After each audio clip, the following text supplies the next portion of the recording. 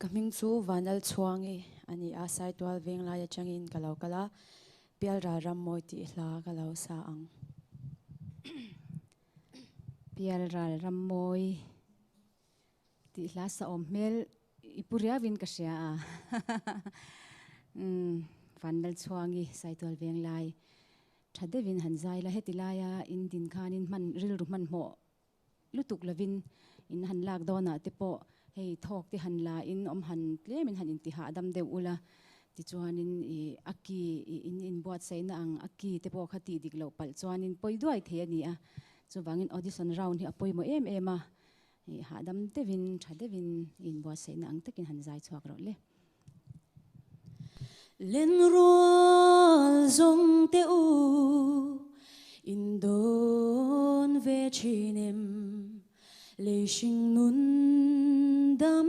lai lungai buai na lim ni om chun te hi a rei lo em ka don chang in lung reng a oi lo le shing nun pela len hun tur ka ngak hlel e mai pial ral ram moi chu thleng ila o chu mun ngei chu kalome